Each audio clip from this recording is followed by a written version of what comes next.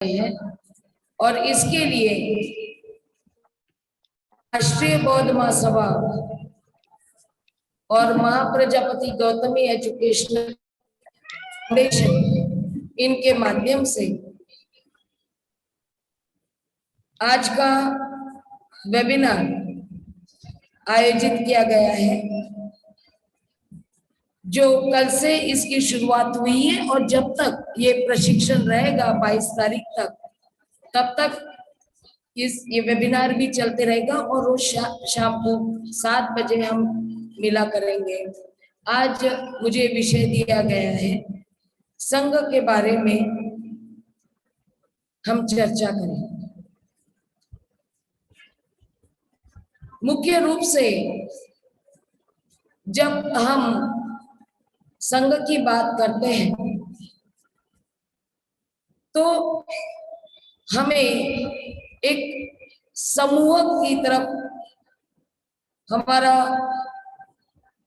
नजरिया जाता है कि कुछ लोग इकट्ठा हो रहे हैं, एक संगठन बन रहा है, एक समूह है और हम उसको संघ कह सकते हैं। ये आम धारणा का एक विषय है, लेकिन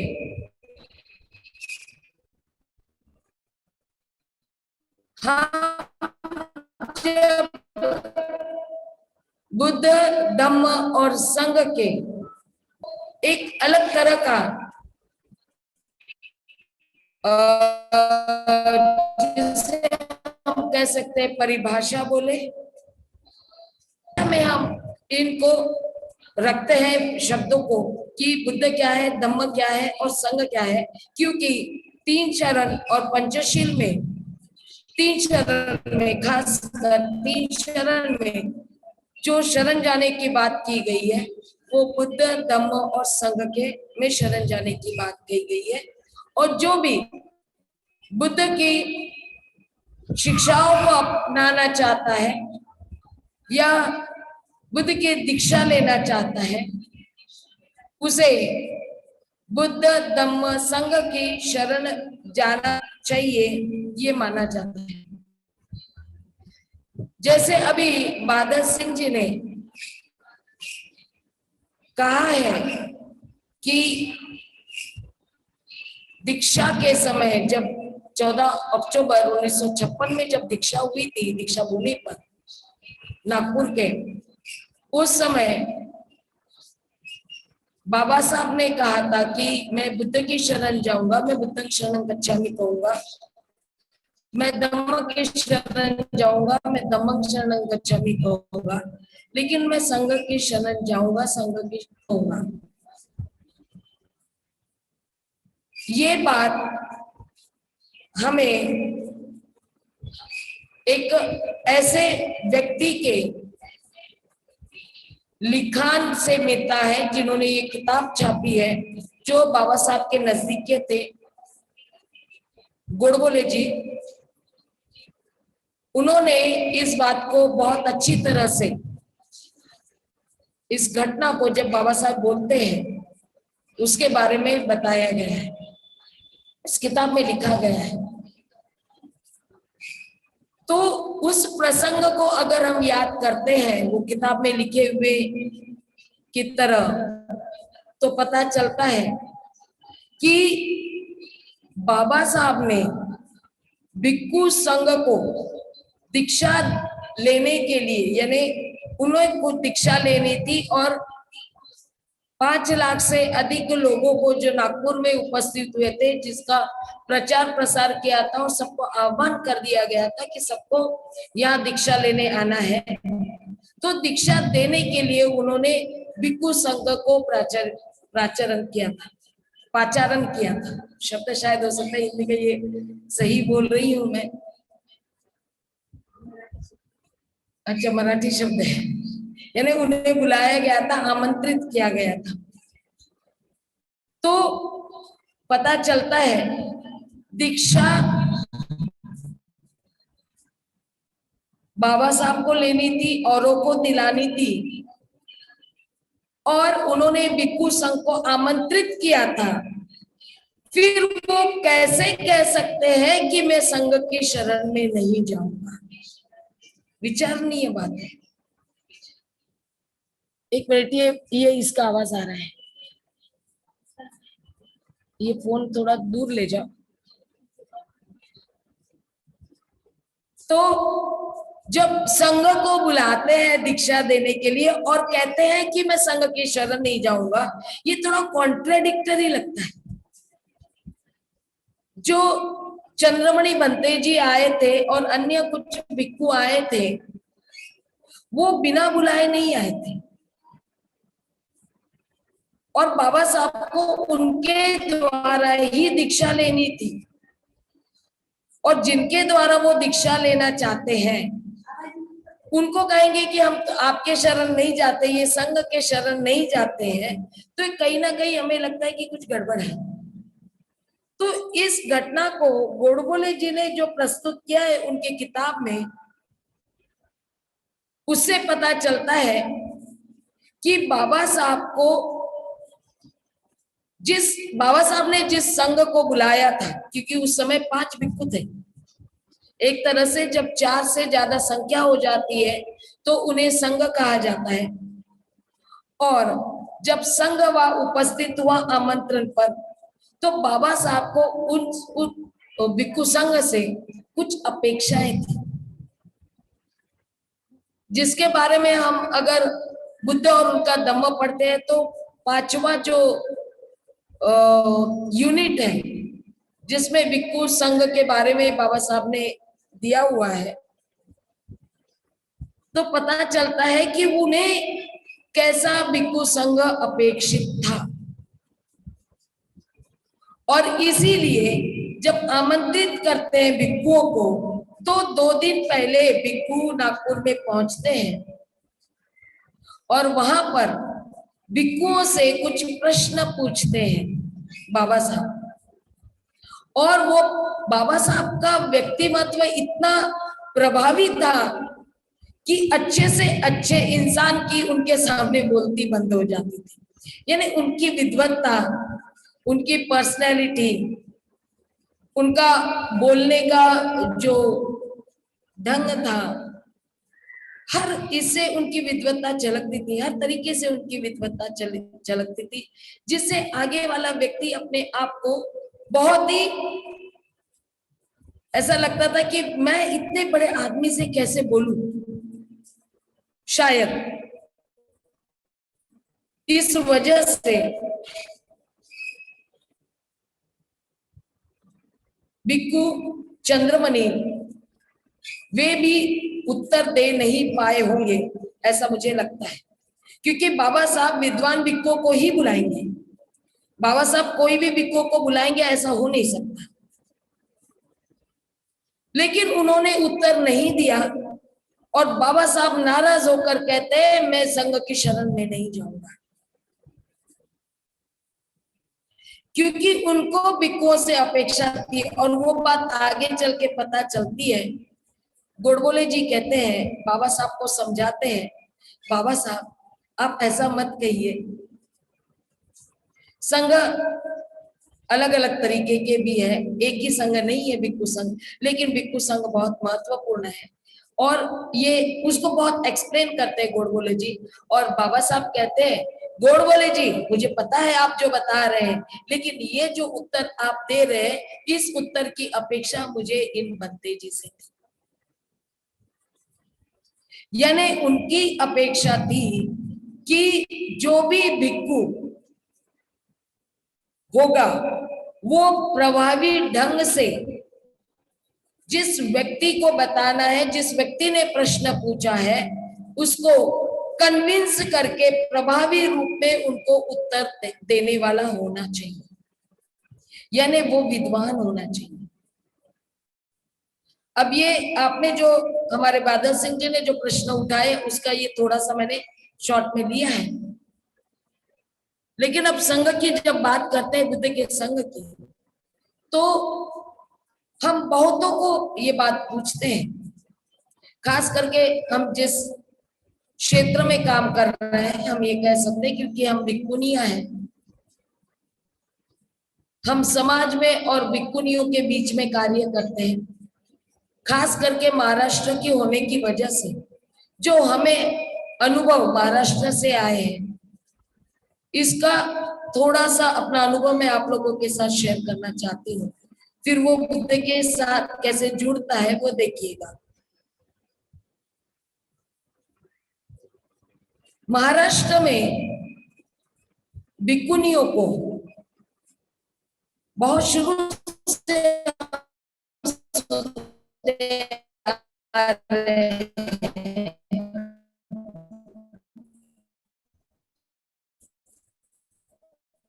समाज के बहुत हुए हैं धर्म की दीक्षा लिए, वो उन्हें माता जी के उसके बाद 8-9 के बाद, उसके पहले माता जी ही था, लेकिन 2008-9 के बाद नागपुर में, खास करके मैं नागपुर की बात कर रही हूँ क्योंकि हम वो एक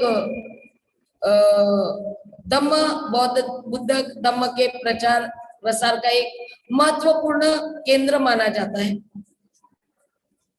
वहां पर हर बार लोगों को बताया गया कि आप माता जी मत बोलो भिक्खुनियों को, आप आर्या जी बोलो, अय्या जी या आर्या जी बोलो। अब जब हमने जीवन लेने के बाद में रिसर्च शुरू किया तो हमें पता चला कि बुद्ध ने तो आर्य संघ बनाया ही नहीं है, माता जी संघ बनाया ही नहीं है, तो हम भिक्खुनिया आर्य जी और माता जी कैसे होंगे?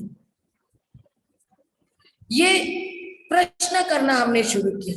अब ये प्रश्न करने के लिए समझाना है तो हमने लोगों से पूछना शुरू किया, जो हमें आर्य जी या माता जी कहते थे। हमने उन्हें पूछना शुरू किया कि बुद्ध ने कितने संघ बनाए हैं। तो पता चला 95% से ज्यादा जो लोगों से हम मिले हैं, अब ये मैं नहीं कह सकती कि उनमें विद्वान थे, पढ़े लिखे थे या नहीं थे या जो भी हो, लेकिन हमारे अनुभव के अनुसार जितने भी ज्यादा लोगों से हम मिले हैं उनमें से 95% लोगों को पता ही नहीं है कि बुद्ध ने कितने, जानकारी है करके, लेकिन उसको ये कहा जाता है और बुद्ध ने ये संघ बनाया है, इस तरह की क्लियर जानकारी नहीं है, सब कंफ्यूजन में है। मेरा यही सवाल होता था, क्या आपको पता है बुद्ध ने कितने संघ बनाए हैं? तो सब कहते हैं पता नहीं,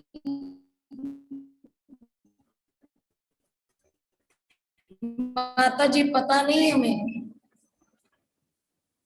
फिर लगता है बुद्ध ने माता जी संघ बनाया है, तो थोड़ा सिर खुजाने लगते हैं और कहते हैं ऐसा तो सुनने में नहीं आया। फिर मेरा दूसरा प्रश्न होता है, क्या आर्य जी संघ बनाया? तो फिर कंफ्यूजन, क्योंकि जो हिंदी ट्रांसलेशन है विनय पिटक बोलो या पाली साहित्य में जितना भी बुद्ध धम्म के बारे में जो जानकारियां दी गई है, उसमें संवाद में बहुत बार आर्य शब्द हिंदी ट्रांसलेशन में आया है। और ये कंफ्यूजन होने की वजह से आर्य किसको कहते हैं, आर्य जी किसको कहते हैं, ये जानकारी नहीं होने से वो कहते पता नहीं, हो सकता है बना हो। तब पता चलता है कि बुद्ध ने कितने संघ बनाए ये उन्हें पता नहीं है। या तो फिर कोई कह देता है कि बुद्ध ने भिक्खु संघ बनाया, क्योंकि जब से भारत के लोगों ने दीक्षा ली है तब से वो भिक्खुओं को देख रहे हैं और बहुत से धम्म परिषद में भिक्खु संघ उपस्थित रहा है और ये स्वागत करते समय बहुत से लोगों ने उनका स्वागत करते हुए, वंदन करते हुए भिक्खु संघ को बंदामी करते हुए कहा है। तो भिक्खु संघ है, इस तरह का प्रचार प्रसार जरूर हुआ है। दूसरा एक प्रचार प्रसार भिक्खु संघ का हुआ जिसमें कहा गया, खास करके जब विपश्यना के माध्यम से ही हम तक ये बात पहुंची है, संगदान की। संगदान होता है और संगदान में सारे भिक्खु रहते हैं। तो ये संगदान इसलिए ये क्योंकि ये भिक्खुओं का संघ है। अब यहाँ तक तो ये हमने आम लोगों से जानकारी लेकर उनकी कितना उनको पता है संघ के बारे में, ये हमने जाना। अब आते हैं इस बात पर कि बुद्ध ने भिक्खु संघ बनाया या कितने संघ बनाए, इसको हमें समझना होगा। अगर हम महापरिनिब्बाण की सुत्त की स्टडी करते हैं तो पता चलता है, वहां पे बुद्ध आनंद से बात करते हुए कहते हैं, दो संघ की बात आती है, भिक्खु संघ और भिक्खुनी संघ। ठीक है, ये एक महापरिनिब्बाण सूक्त में आता है। दूसरे और कई विनय पिटक के, अंगुत्तर निकाय में, अन्य निकायों में ऐसे कई उदाहरण आते हैं जहां पे वे भिक्खु संघ और भिक्खुनी संघ की बात करते हैं। और इससे पता चलता है कि मुख्य रूप से जो बुद्ध के साथ जुड़कर गृहस्थ जीवन छोड़कर उनके साथ जुड़े थे, उसमें दो संघ थे, भिक्खु संघ और भिक्खुनी संघ। और बाद में इन भिक्खु संघ और भिक्खुनी संघ को, जो भी भिक्खुनी संघ तो वैसे बाद में बनाया गया, इसको मैं बाद में बताती हूँ। शुरुआत से उनके बारे में बुद्ध के उपदेशों में, सुत्तों में हमें पता चलता है कि है, लेकिन निर्माण बहुत बाद में हुआ था। तो जब भिक्खु संघ बना था, उसी समय से जो लोग जो गृहस्थ थे, वे लोग जो बुद्ध के साथ जुड़ते चले गए, गृहस्थ रहते हुए, गृहस्थ बने रहते हुए, उनको उनके भिक्खु संघ की सुविधा करते रहे हैं, इन लोगों को उपासक कहा गया। और उपासकों की संख्या ज्यादा होने की वजह से हम कह सकते हैं कि एक उपासक संघ रहा। और बहुत बार भिक्खुओं को और भिक्खु संघ को इन उपासक संघों ने अपने अपने घरों में भोजन के लिए आमंत्रित किया, और उनका संघ भोजन करने के बाद में उपदेश देते हैं, मार्गदर्शन करते हैं। तो उन्हें लगा कि हमारे घर की महिलाओं को भी वे उपदेश देंगे, तो इन्हें भोजन के लिए आमंत्रित करना चाहिए। तो उन्होंने आमंत्रित करना शुरू किया, और जो गृहस्थ महिलाएं हैं वो भी संघ की सेवा में उपलब्ध होती चली गई, भोजन देने के माध्यम से या और सेवा के माध्यम से।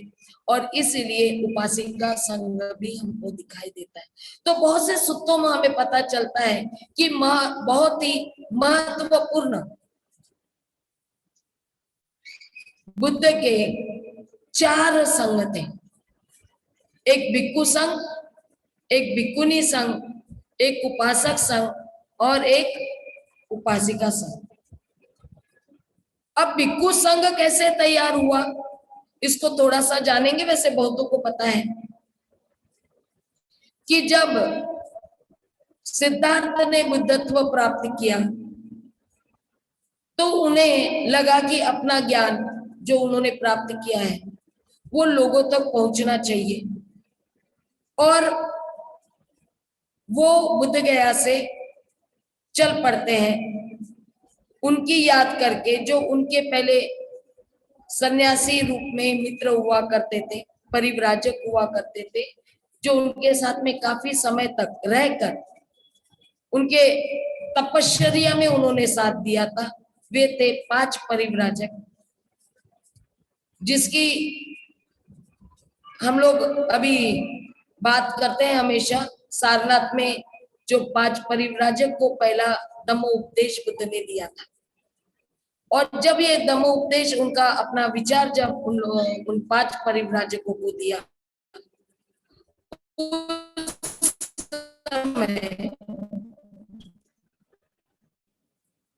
वो हैं, उनके ज्ञान को समझते हैं, उनके उपदेशों को समझते हैं, और वे अरहत हो जाते हैं, ये कहा जाता है, और एक संघ तैयार हो जाता है, क्योंकि वो 5 है, भिक्खु संघ तैयार हो जाता है। ये अलग बात है कि ये भिक्खु संघ बनने के पहले वो रास्ते में कई गृहस्थों को मिलते हैं, जो व्यापारियों को मिलते हैं, जो व्यापारी राह चलते हुए उन्हें मिलते हैं, क्योंकि बुद्ध तो उस समय जब बुद्धत्व प्राप्ति के बाद निकलते तो किसी के घर में डायरेक्ट नहीं जाते, वो जो जहां पर वो रहे हैं, नदी किनारे, पेड़ के नीचे, जंगलों में, जहां पर भी रहे हैं, वहां से वे एक जगह से दूसरी जगह जाते हुए जो लोग मिल जाते थे, उन्हीं को वो उपदेश दे दिया करते थे। कुछ लोग उन्हें देखकर उन्हें नमन करते हुए उनसे मार्गदर्शन की अपेक्षा करते थे। तो इस तरह से वो कई लोगों को मिलते, मैं वो डिटेल नहीं बताना चाहती हूँ, जैसे यश वगैरह की बात आती है, बहुत से लोग जानते हैं, मैं इसमें डिटेल में नहीं जानना चाहती हूँ, लेकिन मैं ये बताना चाहती हूँ कि वो उपासकों को मिलते हुए पहला उपदेश अपना जो है वो 5 परिव्राजकों को देते हैं, और एक भिक्खु संघ निर्माण हो जाता है, और धीरे धीरे ये संघ बढ़ता चला जाता है। क्यों निर्माण किया ये भिक्खु संघ, प्रश्न उपस्थित होता है। क्यों बुद्ध को लगता था कि उनकी याद क्यों आई 5 लोगों की, कि मैंने अपना ज्ञान जो है ये 5 परिव्राजकों को देना चाहिए। यहाँ पे हम ये समझ सकते हैं कि बुद्ध और उनका धम्म में हमको ये जानकारी मिलती है उससे कि बुद्धत्व प्राप्ति के बाद थोड़े विचार करने लगते हैं कि मैंने जो ज्ञान प्राप्त किया है, क्या मैं ये लोगों को बताऊंगा तो क्या वो समझेंगे, क्योंकि जो परंपरागत जो चले आ रहा है, लोग जिसको मान्य कर रहे हैं, इसके कई विपरीत है। जो मुझे जो ज्ञान प्राप्त हुआ, ये परंपरा से जो चला आ रहा है, इसके बहुत विपरीत है, और उनको जो ज्ञान प्राप्त हुआ, ये समाज में बहुत बड़ा परिवर्तन ला सकता है, समाज को सही दिशा दे सकता है, समाज में मानवता को प्रोत्साहित कर सकता है, मानवता के व्यवहार को प्रोत्साहित कर सकता है।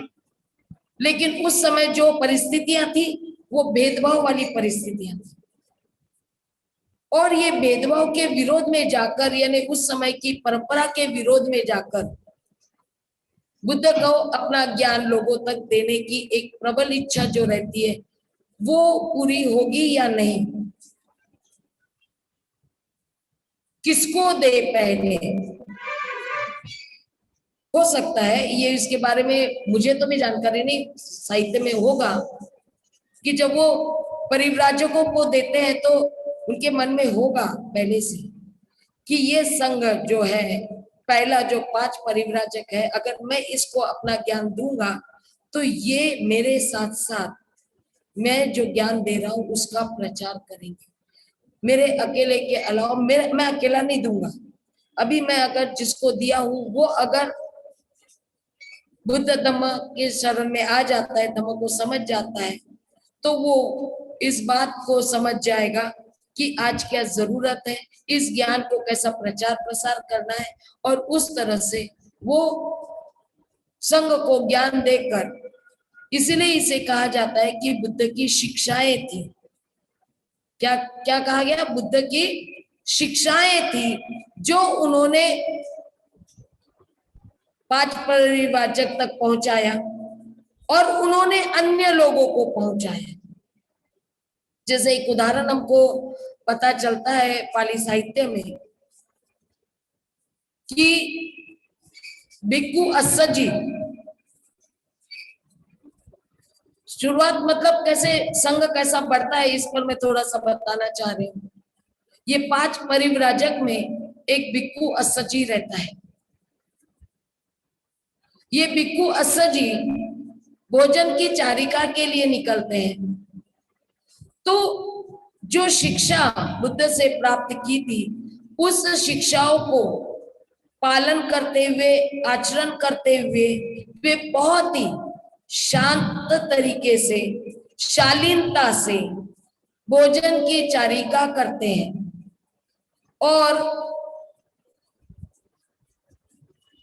वो जब चारिका कर रहे होते भोजन की, तो एक व्यक्ति जो जो वो भी परिव्राजक रहता है, जिसका नाम रहता है सारिपुत्र। वो सारिपुत्र अस्सजी, भिक्खु अस्सजी को देखता है और उसे लगता है कि इसमें कुछ तो भी है। ये जो परिव्राजक जा रहा है इसके तरफ वो आकर्षित हो रहा है, प्रभावित हो रहा है उसको देखकर। देखिए बाबा साहब जो जाते हैं ना, कैसा होना चाहिए, तो वो भिक्खु को देखकर अन्य लोग प्रभावित होने चाहिए और जाता है। और वो सजी को वो डिस्टर्ब नहीं करना चाहता भोजन कर चारिका करते हुए। तो जब वो पेड़ के नीचे वो बहुत व्यवस्थित ढंग से अपना आसन बिछाते हैं, पात्र सामने रखते हैं, भोजन करते हैं, ये पूरी प्रक्रिया सारिपुत्र देखते रहते हैं। और वो सबको बहुत क्या कहते हैं, इसको निरीक्षण करते रहते हैं। इसको कहते हैं ऑब्जर्वर। सारिपुत्र ऑब्जर्व करते रहते हैं।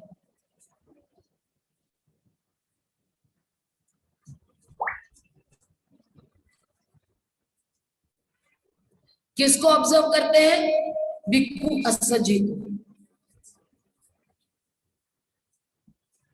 और भोजन करने के बाद में वो उनके पास जाते हैं, यानी भिक्खु अस्सजी का भोजन समाप्त होता है, उसके बाद सारिपुत्र उनके पास जाते हैं, उनको वंदन करते हैं और उनसे पूछते हैं कि आपने किससे, आप किसके शिष्य हैं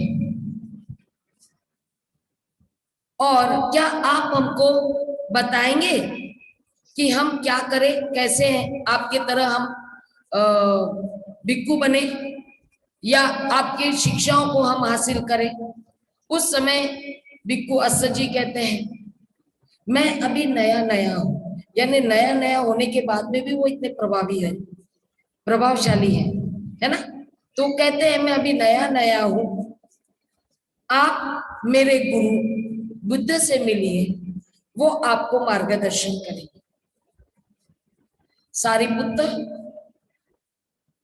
बुद्ध कहाँ है करके थोड़ी जानकारी निकालते हैं और उस समय उन्हें अपने दोस्त की याद आती है, मुगलायन की, जो दोनों एक संजय नाम के परिव्राजक के शिष्य होते हैं ये दोनों, और वो संजय के परिव्राजक 500 से अधिक होते हैं।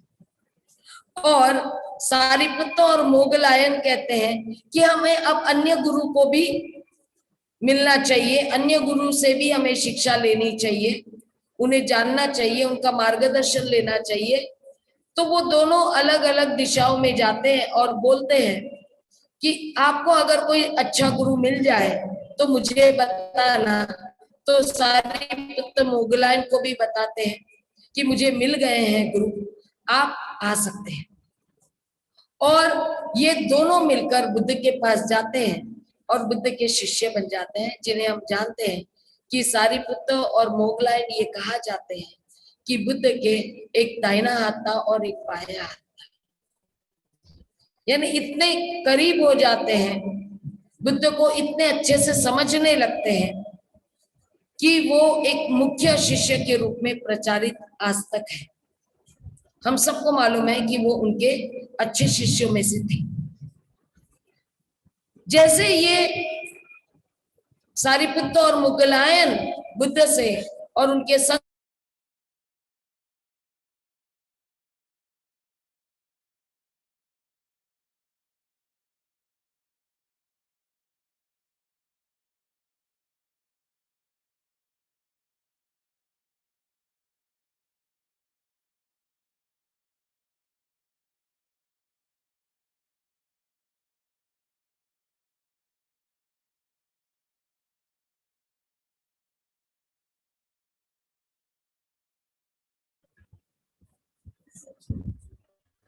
उसी तरह सारिपुत्र और मोगलायन की तरह कई सारे सन्यासी थे, परिव्राजक थे, जो बुद्ध से जुड़ते चले गए और संघ बढ़ता चला गया। और बुद्ध का संघ एक प्रचारक के रूप में, गुरु के रूप में लोगों के बीच में जाकर बुद्ध के शिक्षाओं को बताता चला गया, प्रसारित करता चला गया और लोगों तक बुद्ध का ज्ञान पहुंचता चला गया। जो बुद्ध को लगता था कि मेरा ज्ञान पहुंचना चाहिए, तो अकेले बुद्ध नहीं, तो बुद्ध का संघ जो उन्होंने तैयार किया था कि वो उनका ज्ञान लोगों तक पहुंच जाए, उस तरह से ये संघ लोगों तक ज्ञान पहुंचाता चला गया। इस तरह से भिक्खु संघ तैयार हुआ। सब लोगों को ये मालूम है कि भिक्खु संघ है, हमें भिक्खु संघ बहुत अधिक मात्रा में भिक्खु दिखते हैं, तो हम कहते हैं कि भिक्खु संघ आया है। बुद्ध महापरिनिर्वाण सूत्र में कहते हैं 4 स्तंभ की बात, जहां पे वो कहते हैं भिक्खु संघ, भिक्खुनी संघ, उपासक संघ, उपासिका संघ, ये जब तक एक दूसरे का सम्मान नहीं करेंगे, एक दूसरे को सहयोग नहीं करेंगे, तब तक धम्म का सही तरह से प्रचार प्रसार नहीं होगा।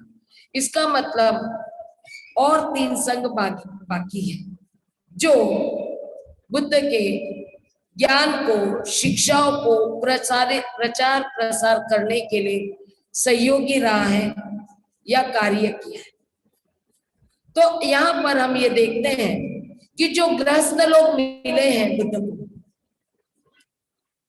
जो लोगों ने भिक्खु संघ को भी सुना, बुद्ध को सुना, जहां पे बुद्ध नहीं थे, भिक्खुओं को सुना, क्योंकि वो भी बुद्ध से शिक्षा लेकर लोगों के बीच में गए थे, गृहस्थों के बीच में जाते थे, तो उनसे बुद्ध के ज्ञान की, बुद्ध के शिक्षा की बातें गृहस्थ तक पहुंचती चली गई।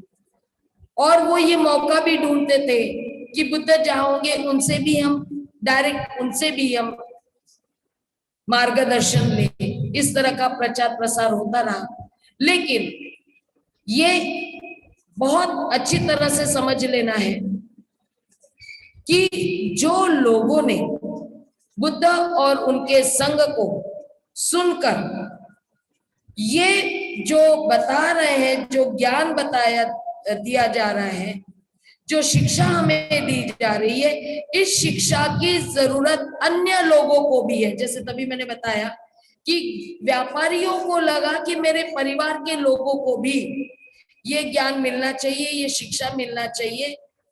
ये जब उनके मन में आया तो उन्होंने उस तरह की व्यवस्था की कि भिक्खु संघ या बुद्ध अन्य लोगों के पास जाकर भी उनको मार्गदर्शन करे, उनको अपनी शिक्षाएं दे, उन्हें धम्म बताए।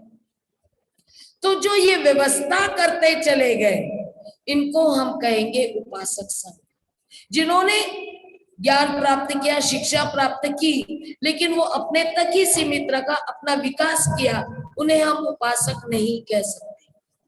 उपासक वो होता है जो भिक्खु संघ को या भिक्खुनी संघ को प्रचार प्रसार करने में, धम्म के प्रचार प्रसार करने में ज्यादा से ज्यादा प्रमाण में मदद करे, सारी सुविधाएं उपलब्ध कराए, वो उपासक उपासिकाएं होते हैं।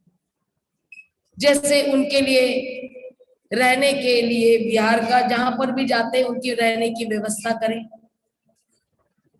वो जहां पर भी जाए उनकी भोजन की व्यवस्था करें, उनका चीवर देखकर ऐसा उन्हें लगे कि नहीं अभी ये इनको नया चीवर दे देना चाहिए, उनके चीवर की व्यवस्था करें। ये जो व्यवस्था प्रचार प्रसार के लिए भिक्खु संघ को जरूरत थी, भिक्खुनी संघ को जरूरत थी, ये व्यवस्था जो करते थे उन्हें उपासक संघ और उपासिका संघ कहा गया है।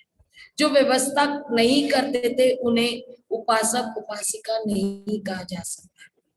वे व्यक्तिगत फॉलोअर्स होते हैं, वो बुद्धिस्ट हो सकते हैं, बुद्ध को मानने वाले हो सकते हैं, लेकिन वो प्रचारकों में नहीं आते। उपासक उपासिका प्रचारकों में आते हैं। सॉरी, फॉलोअर्स अनुयायी, हाँ, फॉलोअर्स को हम हिंदी में अनुयायी कहेंगे। तो जो उपासक उपासिका नहीं है लेकिन बुद्ध को मानते हैं, उनकी शिक्षाओं को मानते हैं, वे उनके अनुयायी कहलाते हैं। तो ये उपासक उपासिका संघ बढ़ता चला गया और इस जैसे जैसे उपासक उपासिका संघ बढ़ता चला गया वैसे वैसे भिक्खुओं को सुविधा होते चली गई, प्रचार प्रसार करने में उन्हें अड़चने नहीं आने लगी।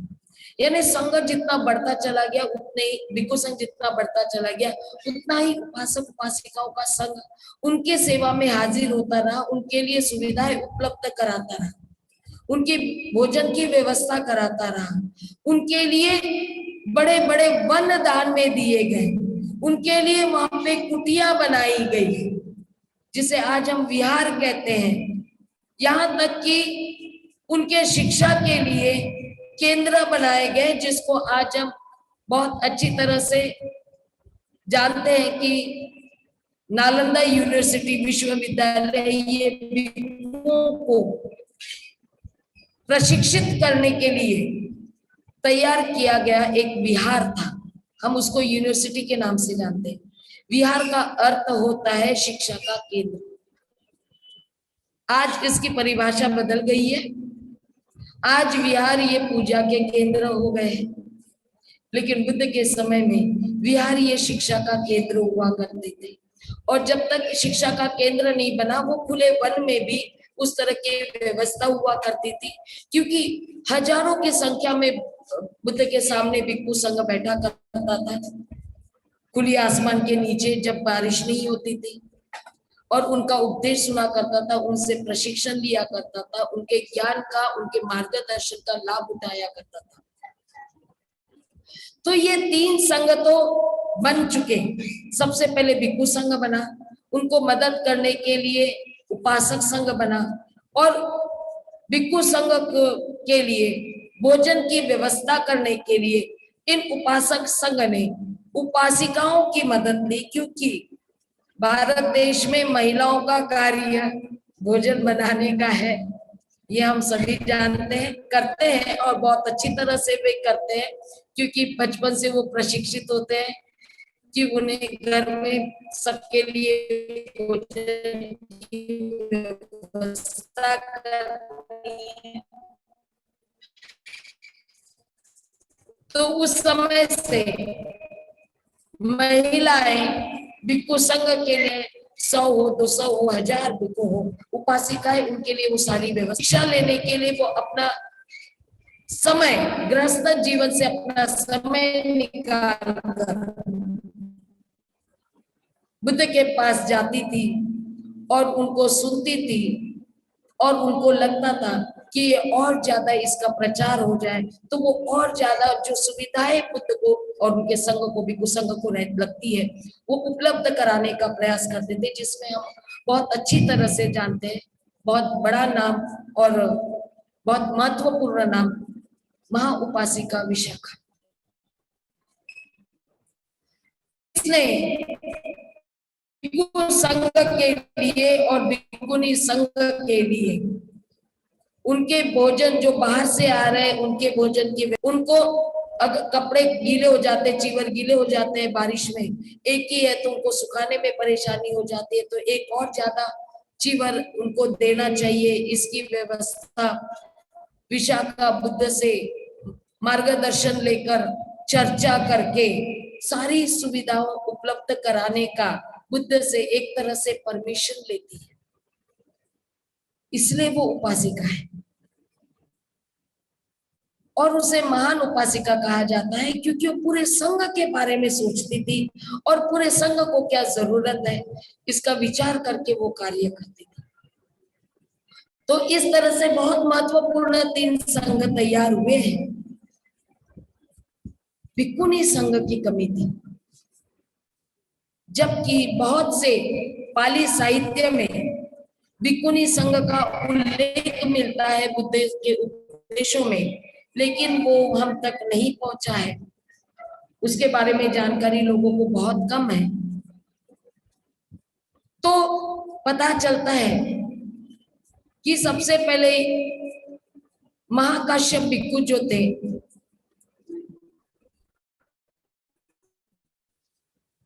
उनकी पत्नी, हम ये कहते हैं कि हिंदू धर्म में महिलाओं को सन्यासी होने का अधिकार नहीं था, लेकिन जो ब्राह्मण परिवार वन में अपने आखिरी समय में गृहस्थ आश्रम छोड़कर वन में रह जाने का, क्योंकि 4 आश्रम होते जिसमें पहला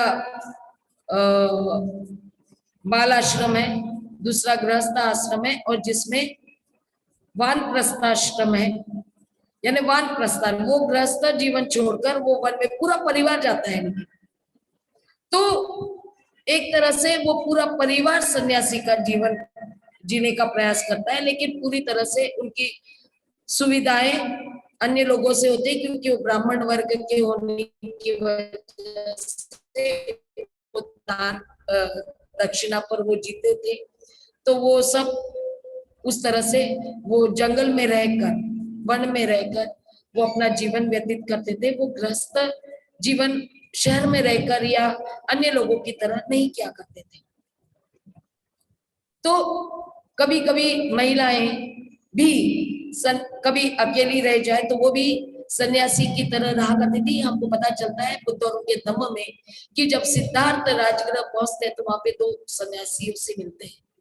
उनकी मुलाकात तो महिलाओं से होती है जो सन्यासी होती है, लेकिन ज्यादा उदाहरण हमें पता चलता है कि जैन में बहुत सारी सन्यासी महिलाएं थी।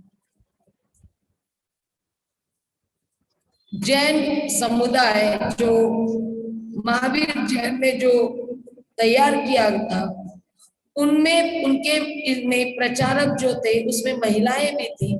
साध्वी जिन्हें कहते हैं वो थी और वो काफी संख्या में थी। तो महाकाश्यप की जो भिक्खु महाकाश्यप है, उनकी पत्नी, उनको भी सन्यासी होना होता है, तो वो बुद्ध के पास जाते हैं। लेकिन बुद्ध को इस तरह की चिंता होती है कि भिक्खु संघ बहुत बड़ा है, अगर हमने इसको भिक्खु नहीं बनाया तो ये अकेली की व्यवस्था कैसे करेंगे, इसलिए वो मना कर देते हैं। इसी तरह का आगे चल के हमको पता चलता है महाप्रजापति भी बुद्ध सिद्धार्थ की माँ जिन्होंने उनका पालन पोषण किया था, वो भी बुद्ध के पास जाकर भिक्खुनी बनने की एक आशा लेकर उनके पास जाते हैं और उनसे विनती करते हैं कि वे भिक्खुनी बनना चाहते हैं, उन्हें संघ में लिया जाए। तब भी चिंता होती है कि अकेली व्यक्ति को कैसे लिया जाए, अकेली औरत को हम कैसे चीवर दें, इनकी व्यवस्था कैसे की जाए, इसीलिए वो उस समय मना कर देते। बहुत से इसका अपप्रचार हो रहा है कि बुद्ध ने स्त्रियों को भिक्खुनी बनने से मना कर दिया, लेकिन ये सही नहीं है। वो अकेली आई इसलिए मना किया, क्योंकि अकेले की व्यवस्था करना भिक्षु के बीच में बहुत मुश्किल काम है और रिस्की है एक तरह से। और ये बात महाप्रजापति जब समझ लेती है कि बुद्ध ने क्यों मना किया, तो वो 500 महिलाओं को तैयार करती है और 500 महिलाओं को तैयार करके अपने केस निकालकर मुंडन करके कासाय वस्त्र पहनकर वो सीधी फिर कपिल वस्तु से वैशाली की तरफ चल पड़ती है। ये 500 भिक्षुनियां चल पड़ती है भिक्षु से बुद्ध की तरफ। ये और वहां जाकर उनसे याचना करती है कि उन्हें संघ में शामिल किया जाए। अब क्या उन्होंने संघ में शामिल किया? बहुत सी अलग अलग बातें हमको पाली साहित्य में मिलता है, बहुत अलग अलग तरीके से बताया जाता है कि मना किया था, उनको नहीं चाहिए था, स्त्रियां नहीं चाहिए थी, फिर उनसे इतने शर्त कबूलवा लिए थे। ये बहुत सारी बातें हैं जिसको मैं अभी, क्योंकि अपना समय लिमिटेड है, मैं इसमें वो बात नहीं करना चाह रही। लेकिन ये पता चलता है कि बुद्ध ने भिक्षु संघ में भिक्षुनी संघ को शामिल नहीं किया, भिक्षुनियों को भिक्षु संघ में शामिल नहीं किया, लेकिन भिक्षुनी संघ अलग से बना दी। ये ध्यान रखो। यहां पर उन्होंने महिलाओं को जो भिक्षुनी बनने का पूरा तैयारी करके आई थी, अपने आप को भिक्षुनी बनाकर खुद ही कासाय वस्त्र पहनकर सिर के बाल मुंडवा कर आई थी, उनको उन्होंने संघ में प्रवेश नहीं दिया। कौन से संघ में प्रवेश नहीं दिया? भिक्षु संघ में प्रवेश नहीं दिया। लेकिन भिक्षुनी संघ नया बना, यानी जो बुद्ध के उपदेशों में हमें अलग अलग सूत्रों में पता चलता है कि उनका जो एक तरह से भविष्य को देखकर ज्ञान के शिक्षा के, उनकी शिक्षा के प्रचार प्रसार के लिए उन्होंने 4 संघ की जो कल्पना की थी, वो चौथा संघ तैयार हो गया और वो कहलाया भिक्षुनी संघ। माताजी संघ नहीं कहलाया, आर्या जी संघ नहीं कहलाया। क्यों माता जी संघ नहीं कहलाया? क्योंकि माता जी के तो लंबे लंबे बाल होते हैं, माता जी तो आभूषणों से लदी होती है, चाहे असली गहने हो चाहे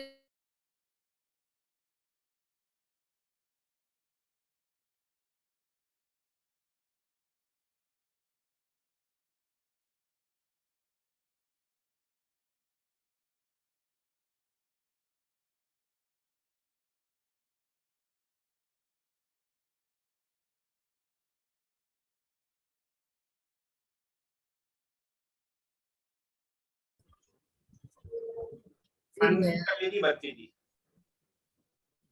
जी अनम्यूट हो गया जी, कंटिन्यू रखें बत्ती,